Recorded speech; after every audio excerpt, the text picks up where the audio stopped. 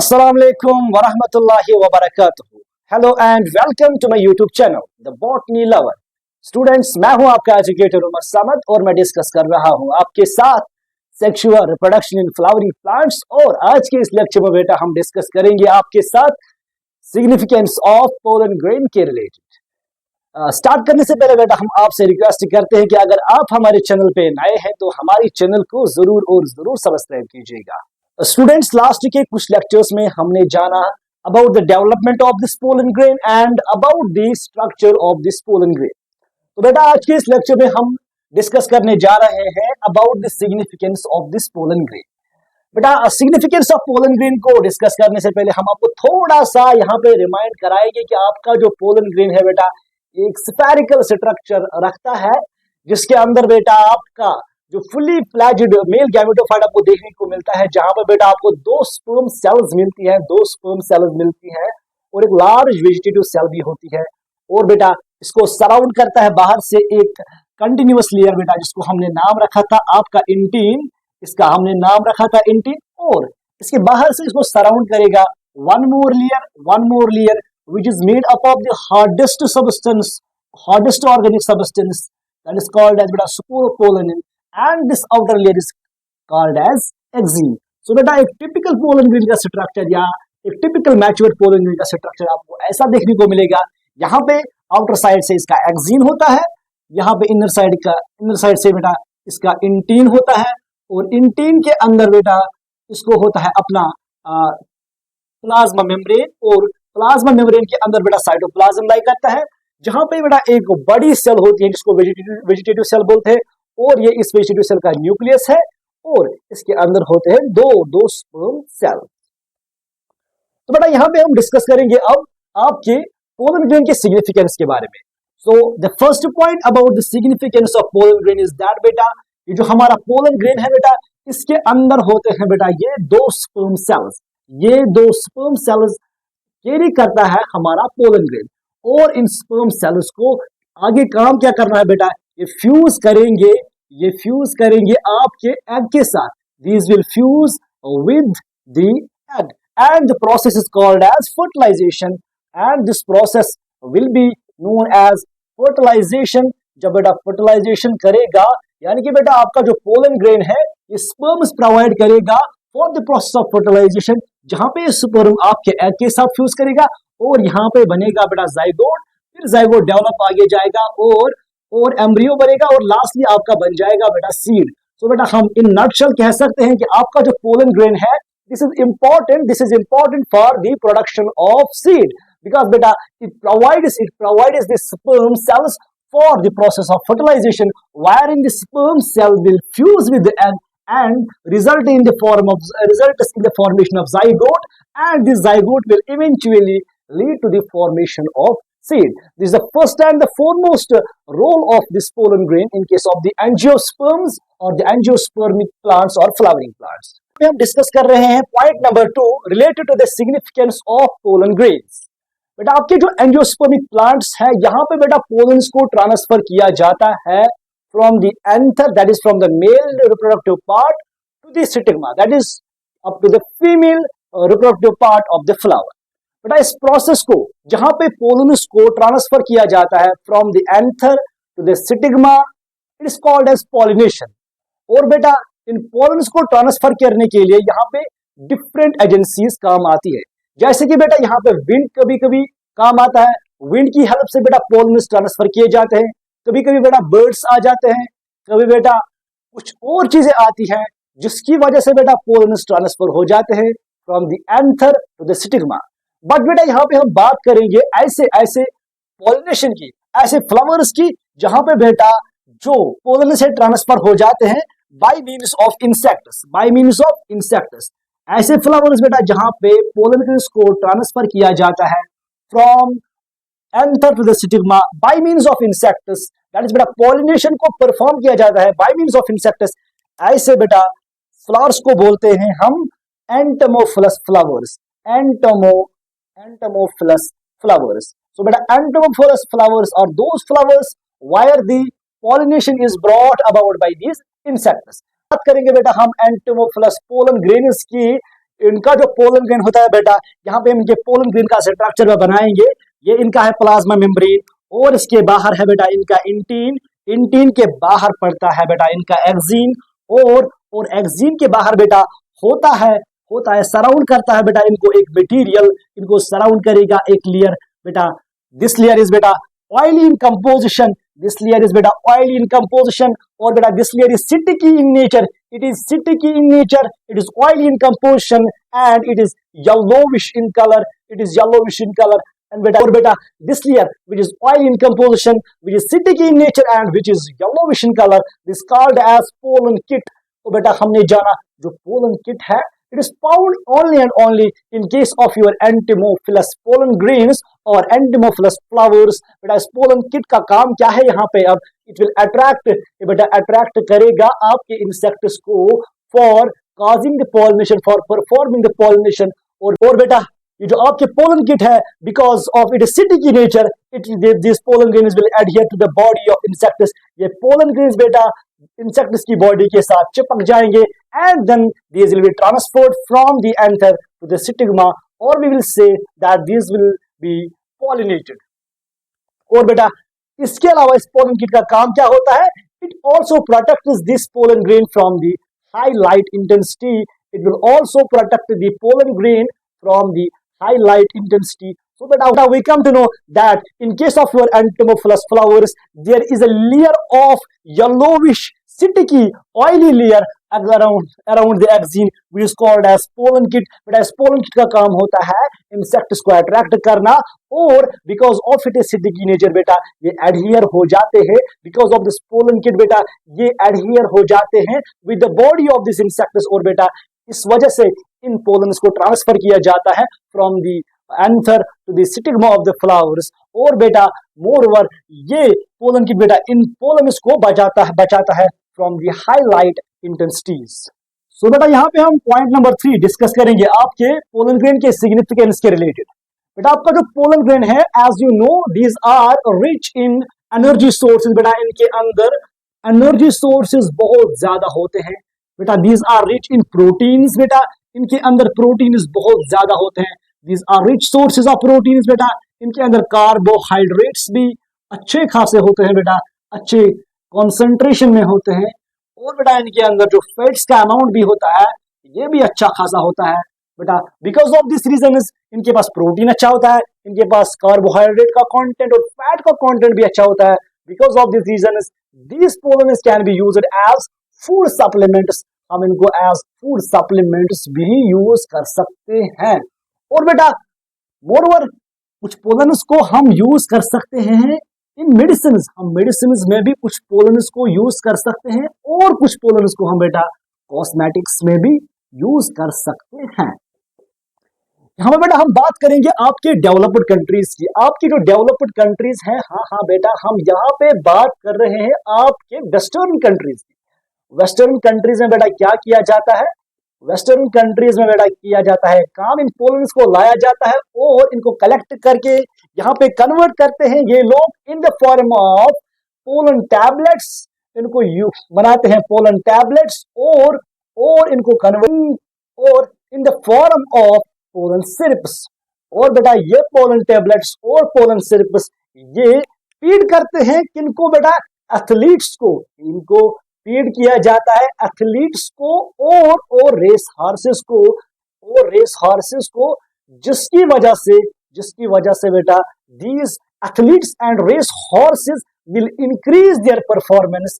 ये अपनी परफॉर्मेंस को इंक्रीज करते हैं। क्यों बेटा इंक्रीज करेंगे परफॉर्मेंस? बेटा क्योंकि ये जो पोलन टैबलेट्स हैं या पोलन सिरप्स है बेटा ये पोलन से डेवलप किए जाते हैं, और पोलन में होते हैं बहुत सारे प्रोटीन्स, कार्बोहाइड्रेट्स और फैट्स, जिसकी वजह से इन एथलीट्स को और रेस हॉर्सेस को बहुत सारी एनर्जी मिलती है और ये परफॉर्मेंस अपनी इंक्रीज कर पाते हैं।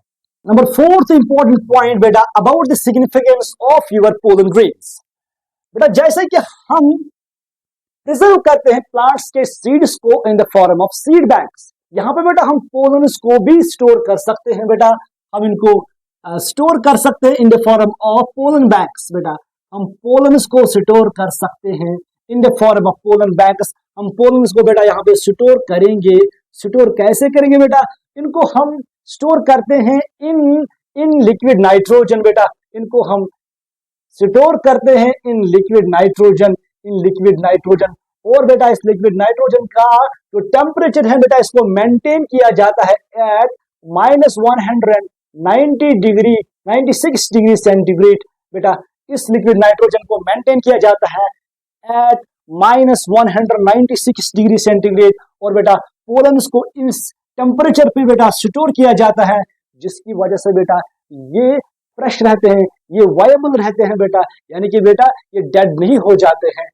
और बेटा हम इनको इन द फ्यूचर यूज करेंगे in our plant breeding programmes, in plant breeding programmes. बेटा प्लांट ब्रीडिंग प्रोग्राम्स ऐसी टेक्निक्स होती हैं, प्लांट ब्रीडिंग प्रोग्राम्स में ऐसी टेक्निक्स की जाती है जहां पे हम एक डिजायरेबल प्लांट बनाने की कोशिश करते हैं, जहां पे हम अपने डिजायर्ड लेवल का प्लांट बनाने की कोशिश करेंगे। वहां पे बेटा हम इन पोलन्स को यूज कर सकते हैं। लेकिन बेटा यहाँ पे जो हम पोलन्स को यूज स्टोर करते हैं in the liquid nitrogen at -190 degree centigrade, बेटा this process is known as this process of preserving the pollen grains in liquid nitrogen at -196 degree centigrade. बेटा this process is known as cryopreservation.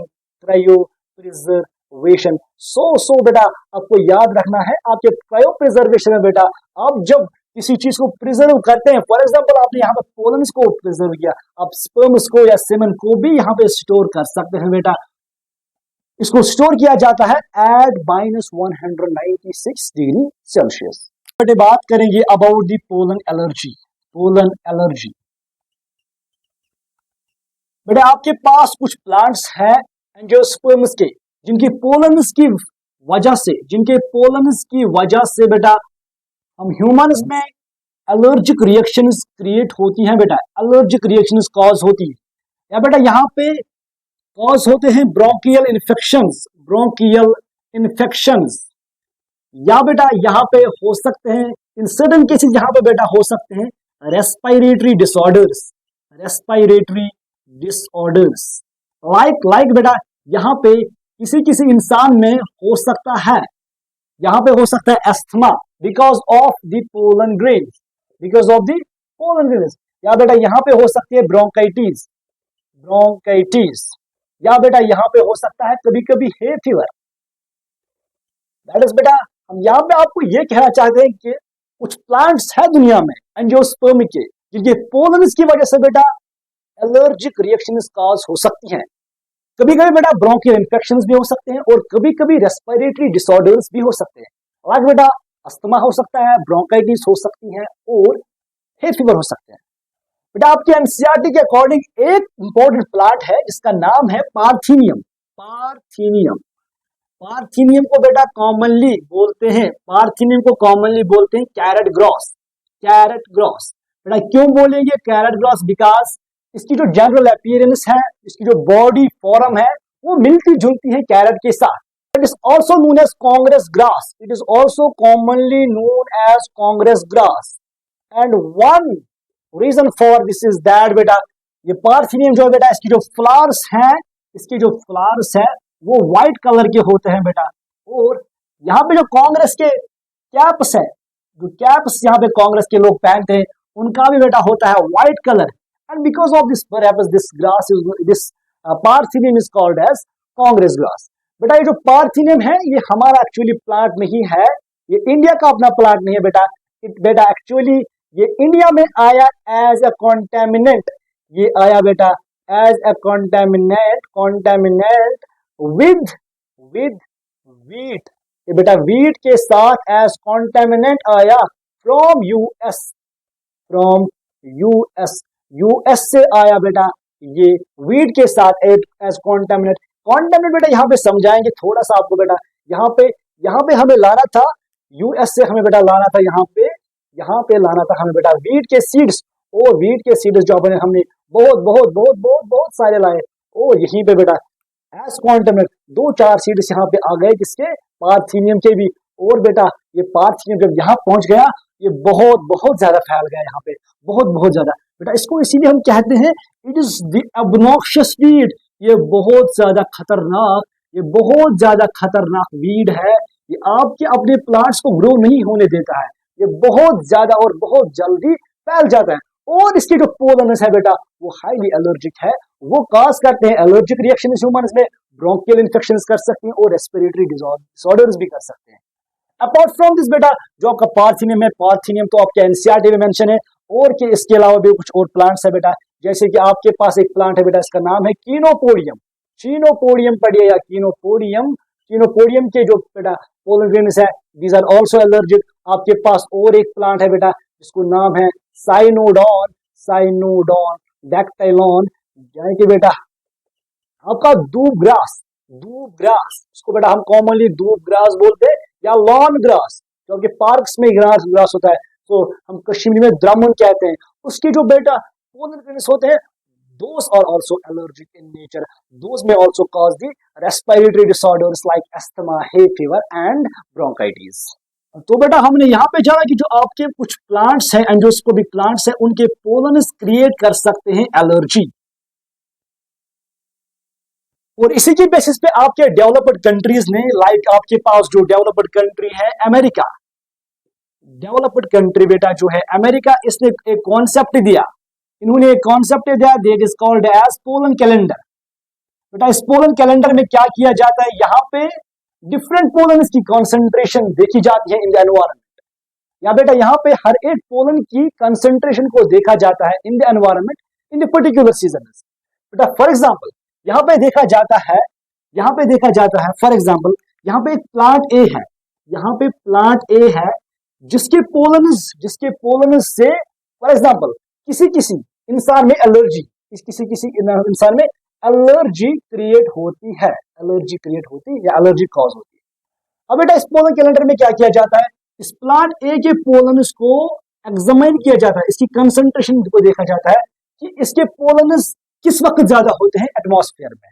For example इसके pollens अब ज्यादा है, for example ये मार्च में ज्यादा थे, मार्च के 1 मार्च टू 20 मार्च ही ज्यादा थे।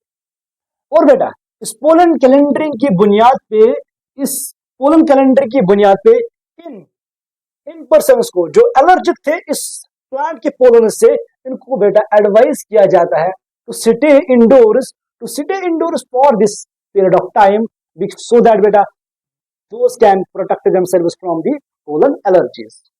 लास्ट में बेटा हम डिस्कस करेंगे about the pollen viability. Pollen viability बेटा, पोलन वायबिलिटी को अगर हम डिफाइन करेंगे, इट्स अ टाइम पीरियड बेटा, it is the time period for which the pollen grain is able to germinate. जिस टाइम तक बेटा आपका पोलन ग्रेन जर्मिनेट हो सकता है और बना सकता है पोलन ट्यूब, बेटा pollen tube, that time period is called as pollen viability. That is beta is a time period up to which the pollen grain can germinate and form the pollen tube. It's called as pollen viability. बेटा आपकी जो different plants है angiosperms के, उनमें होती है pollen viability different periods. यानी कि बेटा कोई प्लांट पोलन ट्यूब बहुत कम टाइम के लिए बना सकता है और उसके बाद ये डेड हो जाएगा, इसके बाद इसके पास ये वायबिलिटी नहीं रहेगी और ये लूज करेगा अपनी वायबिलिटी को। इस वायबिलिटी को बेटा इफेक्ट करते हैं दो चीजें बेटा, एक इसको टेम्परेचर इफेक्ट करता है और इसको ह्यूमिडिटी भी इफेक्ट करती है। आपके पास बेटा जितने भी एंजियोस्पर्मिक प्लांट्स है बेटा, इनके पोलन्स की जो वायबिलिटी है बेटा, इट इज हाईली वेरिएबल बेटा, ये हाईली वेरिएबल है। यानी कि बेटा कुछ प्लांट्स बहुत कम टाइम तक अपने पोलन्स को जर्मिनेट कर सकते हैं, वाइबल रह सकते हैं। ऑन द अदर हैंड कुछ प्लांट्स बहुत बहुत बहुत टाइम तक अपने पोलन्स को जर्मिनेट कर सकते हैं, अपने पोलन से पोलन ट्यूब्स ग्रो कर सकते हैं या वाइबल रह सकते हैं। फॉर एग्जाम्पल बेटा हम बात करेंगे आपके यहाँ पे सीरियल्स की। सीरियल्स में बेटा आते हैं आपके वीट, यहाँ पे आएगा बेटा वीट और आएगा बेटा यहाँ पे राइस। अगर हम बेटा इनकी बात करेंगे, इन प्लांट्स की बात करेंगे, इनकी जो पोलन ग्रेन्स है बेटा ये लूज करते हैं वायबिलिटी, ये बेटा लूज करते हैं वायबिलिटी आफ्टर 30 मिनट्स। यानी कि बेटा 30 मिनट्स तक ये वायबल रह सकते हैं, 30 मिनट्स तक। यानी कि बेटा जब ये एंथर से बाहर आएंगे उसके बाद 30 मिनट्स तक बेटा ये पोलन ट्यूब्स बना सकते हैं। 30 मिनट्स तक ये जर्मिनेट हो सकते हैं। 30 मिनट्स के बाद बेटा अब इनके पास ये क्षमता नहीं होगी, ये कैपेबल नहीं हो पाते हैं for the germination of their pollens और फॉर्मिंग द पोलन ट्यूब्स।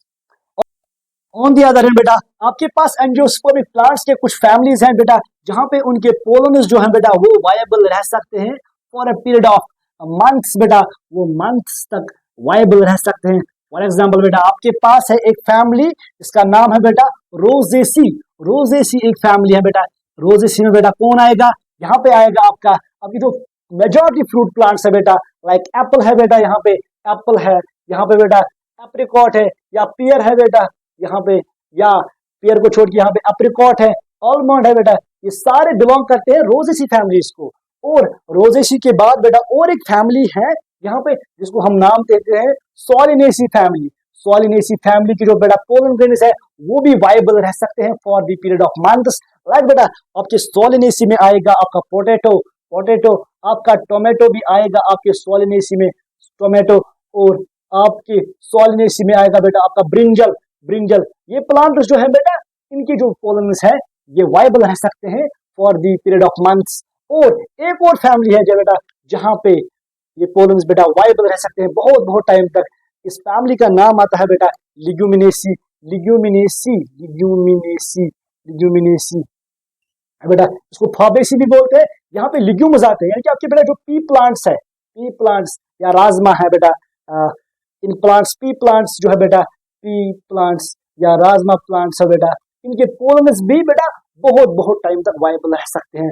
तो बेटा इन नटशेल बेटा हमने यहाँ पे जाना आपके पोलन वायबिलिटी के बारे में, but is that time period up to which pollen grain can form the pollen tube और कैन जर्मिनेट बेटा।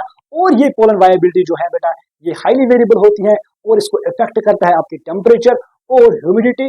और प्लांट्स में ये हाईली वेरिएबल होती हैं, कुछ प्लांट्स में वायबिलिटी बहुत कम टाइम तक रहती है और कुछ प्लांट्स में वायबिलिटी बहुत बहुत टाइम तक रहती है। लाइक बेटा हमने बात की यहाँ पे सीरियल्स की, जहाँ पे व्हीट और राइस की हमने बात की, इनकी वायबिलिटी जो होती है बेटा only and it lost only for 30 minutes. और ऑन द अदर हैंड बेटा हमने बात की रोजेसी की, सोलिनेसी की और लिग्यूमिनेसी की, जहाँ पे बेटा इनकी viability it extends up two months and months.